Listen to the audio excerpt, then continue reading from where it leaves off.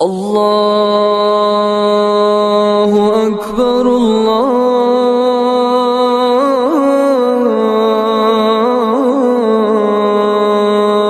اکبر۔ السلام علیکم ورحمۃ اللہ وبرکاتہ۔ رفیقان ملت اسلامیہ، میرے عزیز بھائیوں، اسلام میں باہمی الفت و محبت کی بہت زیادہ اہمیت ہے۔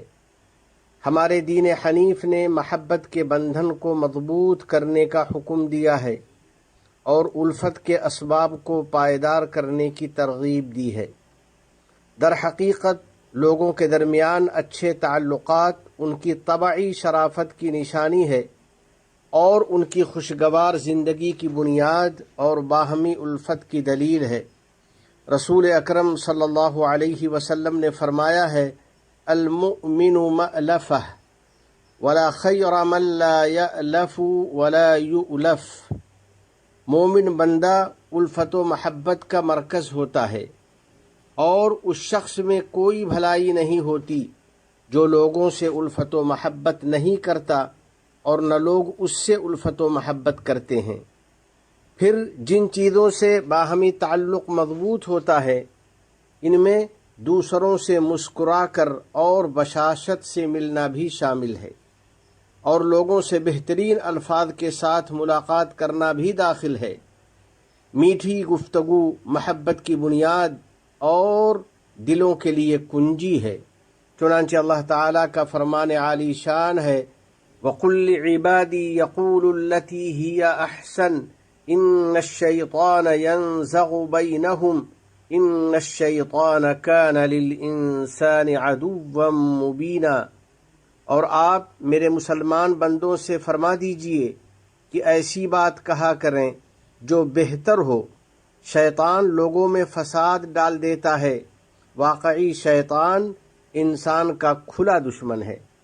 لہذا ہم شیطان مردود سے اللہ کی پناہ مانگتے ہیں جس کی شرارت کا یہ عالم ہے، الوسواس الخناس الذی یوسوس فی صدور الناس، جو وسوسہ ڈالنے والا، پیچھے چھپ جانے والا ہے، جو لوگوں کے دلوں میں وسوسے ڈالتا ہے، اور اس کا مقصد یہ ہوتا ہے لیحزن الذین آمنوا، تاکہ وہ ایمان والوں کو غم میں مبتلا کر دے۔ پس وہ دلوں کو آپسی دشمنی سے بھر دیتا ہے اور قلوب میں بغض و عداوت کی آگ بھڑکا دیتا ہے۔ باری تعالی جل جلالہ نے فرمایا ہے، خذ العفو وأمر بالعرف وأعرض عن الجاہلین وإما ينزغنك من الشیطان نزغ فاستعذ باللہ انہ سمیع علیم۔ اے محبوب، آپ درگزر کا رویہ اپنائیے اور لوگوں کو بھلائی کا حکم دیتے رہیے اور جاہلوں کی طرف دھیان نہ دیجیے، اور اگر کبھی شیطان کی طرف سے آپ کو کوئی وسوسہ پیش آ جائے تو اللہ کی پناہ مانگ لیں، یقیناً وہ ہر بات سننے والا، ہر چیز جاننے والا ہے۔ عفو و درگزر سے کام لینے والو، عقل مند آدمی شیطان کو شرارت کرنے کا موقع نہیں دیتا اور اس کے لیے کوئی دروازہ کھلا نہیں چھوڑتا اور بدگمانی کے اسباب باقی نہیں رکھتا۔ بلا شبہ بدسلوکی اور جھگڑے کے ماحول سے دور رہنا ان چیزوں میں شامل ہے جن سے تعلقات کی حفاظت ہوتی ہے۔ چنانچہ نبی کریم صلی اللہ علیہ وسلم جب اپنے گھر سے باہر تشریف لے جاتے تو ہماری تعلیم کے لیے یوں دعا کیا کرتے، اللہم انی اعوذ بک ان اضل او ازل او اظلم او اظلم او اجہل او یجہل علی۔ یا اللہ، میں تیری پناہ مانگتا ہوں اس سے کہ میں راہ بھول جاؤں، یا مجھ سے کوئی لغزش ہو، یا میری طرف سے کسی پر ظلم ہو، یا میں کسی کے ظلم کا نشانہ بنوں، یا میرا کسی سے جھگڑا ہو، یا مجھ سے ناحق جھگڑا کیا جائے، یا میں کسی کی وجہ سے لا علمی کا شکار بنوں، یا میرے ساتھ کوئی نادانی کرے۔ اور جن چیزوں سے تعلق اور محبت میں اضافہ ہوتا ہے ان میں سے ایک ہے لڑائی جھگڑا ترک کر دینا اور اللہ کی رضا کے لیے صبر کر لینا گرچہ آدمی حق پر ہو۔ اسی طرح خیالی مفروضوں سے بچنا اور جھگڑنے والوں سے دور رہنا بھی الفت و محبت کا سبب ہے۔ یقیناً لڑائی اور دشمنی بہت بری چیز ہے۔ ان ابغض الرجال الی اللہ الالد الخصم، اللہ کے نزدیک سب سے ناپسندیدہ آدمی وہ ہے جو انتہائی ضدی اور جھگڑالو ہو، جس کی یہ کیفیت ہوتی ہے اذا خاصم فجر، وہ جب کسی سے جھگڑا کرے تو گالی گلوچ پر اتر آئے۔ اللہ کے نیک بندو، میرے عزیز بھائیوں، اب ذرا ان لوگوں کے بارے میں سوچیں جو معمولی باتوں پر سالہ سال تک لڑتے جھگڑتے رہتے ہیں، اور آپسی رنجش کا یہ حال ہوتا ہے کہ ایک دوسرے کو سلام تک نہیں کرتے۔ کیا انہوں نے رسول اکرم صلی اللہ علیہ وسلم کا یہ فرمان نہیں سنا ہے؟ لا يحل لرجل ان يهجر اخاه فوق 3 لیال، کسی مسلمان کے لیے جائز نہیں ہے کہ وہ اپنے مسلمان بھائی سے 3 رات سے زیادہ بول چال بند رکھے۔ تو میرے دوستو، اگر آپ نے کسی مسلمان سے قطع تعلق کر رکھا ہے تو اللہ کے واسطے اپنا رویہ بدلیں اور اپنے اس بھائی سے جلد از جلد سلام دعا کر لیں۔ کیا آپ نے خدائے علام کا یہ فرمان نہیں سنا ہے؟ فاصفح عنہم وقل سلام، تو آپ ان سے بے رخ رہیے اور یوں کہہ دیجئے کہ تم کو سلام کرتا ہوں۔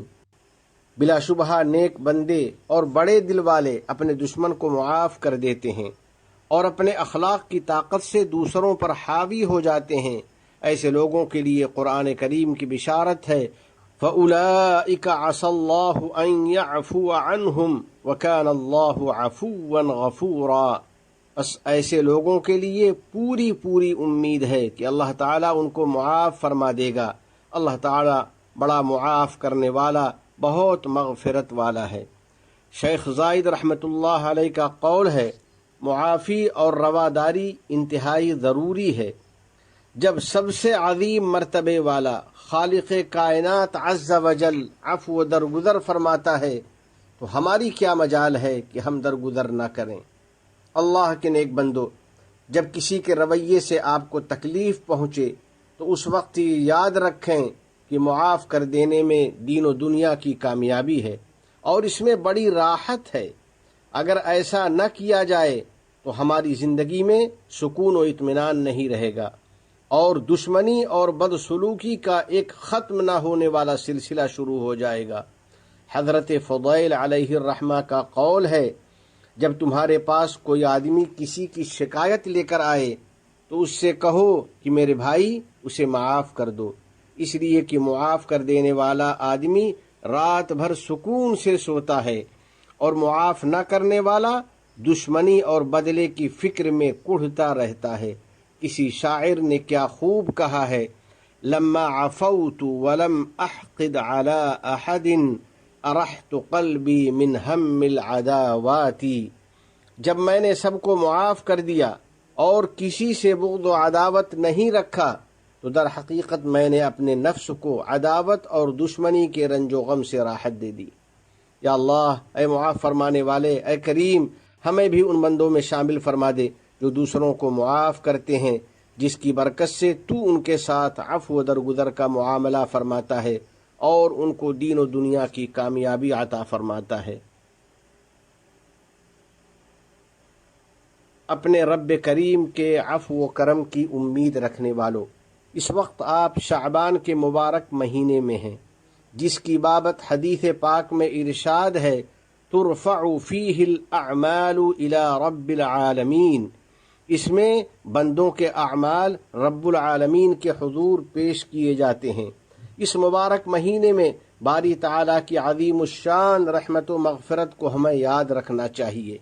چنانچہ نبی کریم صلی اللہ علیہ وسلم کی حدیث صحیح میں وارد ہے، ان اللہ لیطلع فی لیلۃ النصف من شعبان فیغفر لجمیع خلقہ الا لمشرک او مشاحن، شعبان کی 15ویں شب میں اللہ تعالیٰ اپنی رحمت کے ساتھ ظہور فرماتا ہے بس مشرک اور کینہ پرور کے علاوہ ساری مخلوق کی بخشش کر دیتا ہے۔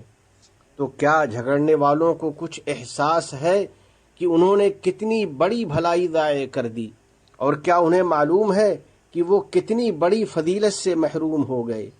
تو اللہ کے نیک بندو، ان بابرکت ایام کو غنیمت سمجھو۔ ارحموا ترحموا واغفروا یغفر اللہ لکم، رحم کرو تم پر بھی رحم کیا جائے گا، اور معاف کر دو اللہ تعالیٰ تمہیں بھی معاف فرما دے گا۔ اور جس آدمی کا کسی سے کوئی معاملہ اور جھگڑا ہو تو وہ یاد رکھے کہ یہ معافی تلافی کا وقت ہے، اور اپنے رب کی رضا کے لیے باہم دلوں کو صاف کر لینے کا وقت ہے۔ یقیناً سچا مومن وہی ہے جو جھگڑے اور اختلافات کے اسباب سے دور رہتا ہے، لوگوں سے اچھے تعلقات رکھتا ہے، وہ عفو و درگزر کرتا ہے، اور باہمی الفت و محبت کو باقی رکھنے کی کوشش کرتا ہے۔ الا تحبون ان یغفر اللہ لکم واللہ غفور الرحیم، کیا تمہیں یہ پسند نہیں کہ اللہ تعالیٰ تمہاری مغفرت کر دے، اور اللہ بہت معاف کرنے والا بڑا مہربان ہے۔ میرے بھائیو، آپ کے حسن سلوک اور آپ کے عفو و درگزر کے سب سے زیادہ حقدار آپ کے عزیز و اقارب ہیں، جن کے ساتھ اللہ رب العزت نے صلہ رحمی کا حکم دیا ہے۔ پس اپنے خاندان والوں اور قریبی لوگوں کی خوبیاں یاد رکھو، اور ان کی کمیوں اور کوتاہیوں کو نظر انداز کر دیا کرو، ان کو ہدیہ دینے اور ان سے رابطہ رکھنے میں سبقت کرو، اور اگر ترکہ، وراثت یا مالی شراکت میں ان سے کچھ اختلاف ہو جائے تو اس وجہ سے ان سے تعلقات مت توڑا کرو۔ اسی طرح دوسروں کے ساتھ اچھا سلوک کرو، اپنے پڑوسیوں، دوستوں اور کام کاج میں شریک لوگوں کو معاف کر دیا کرو، یہ عزت و سربلندی کا سبب ہے۔ نبی کریم صاحب خلق عظیم صلی اللہ علیہ وسلم کا یہ فرمان ہے، ما زاد اللہ عبدا بعفو الا عزا، عفو درگزر کی بدولت اللہ تعالی بندے کی عزت ہی میں اضافہ فرماتے ہیں۔ بلا شبہ اللہ جل جلالہ نے سچ اور حق فرمایا ہے، والعافین عن الناس واللہ یحب المحسنین، اور وہ لوگوں سے درگزر کرنے والے ہیں، اور اللہ تعالی نیکوکاروں کو پسند کرتا ہے۔ فرمائے اور اس کے عوام اور یہاں مقیم افراد کو کامیابی اور سعادت مندی عطا فرمائے۔ الہ العالمین اپنے احکام اور نبی کریم صلی اللہ علیہ وسلم کی سنتوں سے محبت نصیب فرما اور ان پر عمل آسان فرما۔ ہمیں اور ہماری اولاد کو علم نافع اور عمل صالح کی توفیق عطا فرما۔ تمام گناہوں اور ہر قسم کی خرافات سے ہم کو بچا لے۔ ہمارے والدین، عزیز و اقارب اور پوری امت مسلمہ کی مغفرت فرما۔ ہمارے تمام مرحومین کو جنت الفردوس میں جگہ عطا فرما۔ ہم پر باران رحمت نازل فرما۔ اس ملک کے صدر ذی وقار شیخ محمد بن زائد، ان کے نائبین اور ان کے ولی عہد کو توفیق و عنایت عطا فرما۔ یا اللہ، شیخ زائد، شیخ مکتوم، شیخ خلیفہ بن زائد اور دیگر مرحومین شیوخ پر رحمت نازل فرما۔ اس ملک کو دین و شریعت، علم و ثقافت، عزت و احترام، تعمیر و ترقی، صفائی و پاکیزگی اور حسن و جمال کا وطن بنا۔ متحدہ عرب امارات اور عالم اسلام سمیت پوری دنیا کو امن و امان کا گہوارہ بنا۔ وفقنی اللہ و ایاکم لصالح الاعمال، وصلی اللہ علی سیدنا و نبینا و حبیبنا محمد وعلى آلہ وصحبہ اجمعین وعلى من تبعهم بإحسان إلى يوم الدين۔ السلام علیکم ورحمۃ اللہ وبرکاتہ۔